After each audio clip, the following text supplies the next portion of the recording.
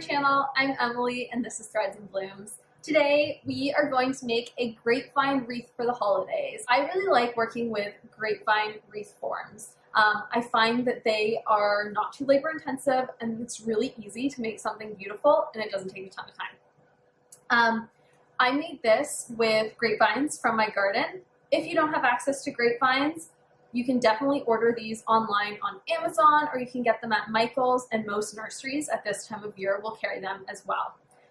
If you do have access to grapevines and you're interested in making your own, this costs nothing and takes about 5 minutes to make, and I have a video where I make it as well, so I'll link that down below.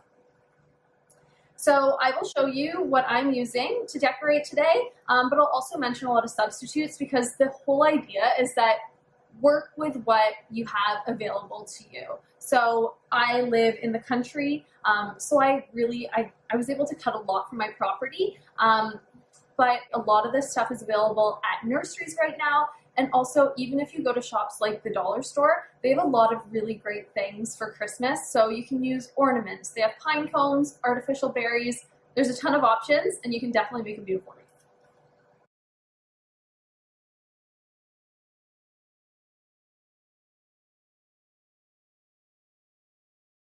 The most important thing, in my opinion, is the greens. So I've got some cedar that I'm using today, and I'm also going to be using this pine in the corner. Once I make the base of greens, I then am going to decorate the wreath. So one of my favorite things to use at this time of year to make it feel festive, pine cones. Pine cones are great. So I'll be using a lot of pine cones, and I'll also be using rose hips. So I like using natural elements when I decorate, but you can definitely use glitzy ornaments if that is your style. I'll be making one like that for my mom this year because she loves the glitz. So in addition to the greens and the berries, I'm also going to use a few dried elements. So I have some grasses from the garden. I have some dried out astilbe from the garden and some dried out hydrangea from the garden. And the final element that I like to use is something that's kind of sticky. So I've got some dogwood twigs here. So they're a nice red, there we go. Or you can even just cut any sort of twig and you can spray paint it a specific color, red, gold, white, whatever suits your aesthetic. The way I like to decorate the wreath form is by just adding kind of, I call it a spray. So I think I tend to focus in the bottom, oh my goodness, right corner. So I'm going to start by adding some greenery down here. So it's good to start with your greenery because that gives you a nice base to decorate. And even if you just have greenery, it's gonna look really beautiful. So I'm going to cut some greens and I'll start sticking them in place.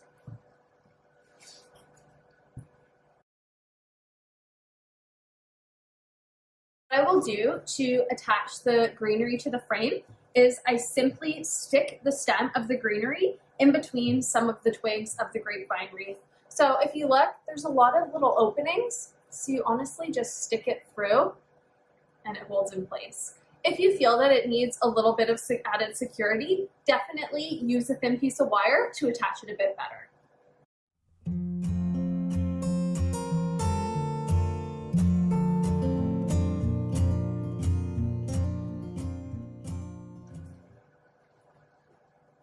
All right, so we have our first base layer of greens down.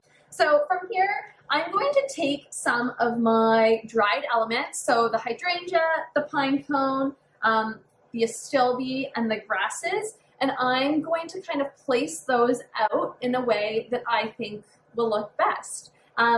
So I always tend to look to my biggest element, and for me, those are the hydrangea. So I think I'm going to use those kind of right as a focal in the middle, and then I want everything to go out from there. So I've already started these two directions with the greenery, this side going up, this side going up this way. So I think what I'm going to do is put the hydrangea kind of in the middle like this, and then I'll kind of have the pine cones because they're my next biggest elements. So you kind of want to keep the biggest elements closest to the center and let things get a little more light as you work towards the perimeter of your wreath. So I think around the hydrangeas, I'm going to stick a few pine cones, and then I'll go in with some more elements like the dried astilbe and the grasses.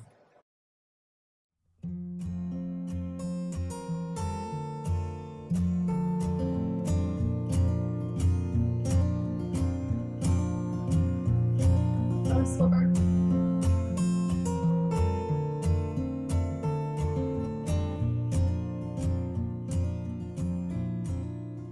Okay, so I wired in 4 pine cones, and this is how it's coming together now. Next thing I'm going to add in, again, just going from bulky items down to finer items, I'm gonna add in some grasses. So I really like these coming a bit up and off the sides, on both sides, and then some also in the middle. So I'm just gonna add them all throughout.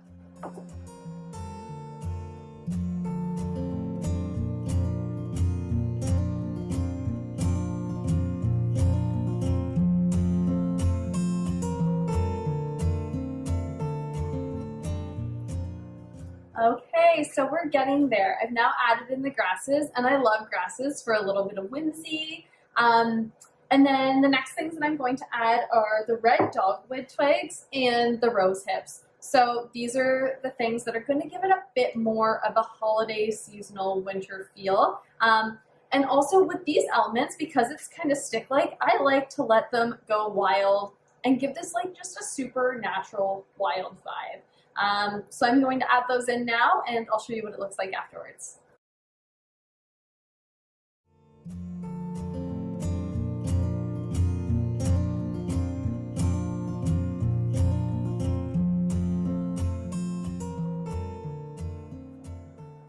Okay, so here we have the wreath after the addition of the rose hips and the twigs. So as you can see, I've really let the twigs and the rose hips come off the wreath and just go wild, and I think it just gives it such a nice feel. So with this, I think I'm going to call this one done. The final thing I will do is add a ribbon. You can totally add the ribbon wherever it feels right. So I usually find either at the top looks good, or my go-to is at the bottom, kind of coming out of this focal spray, which I think I'll do for this one, but we'll see. If you have any questions, please ask me in the comments below.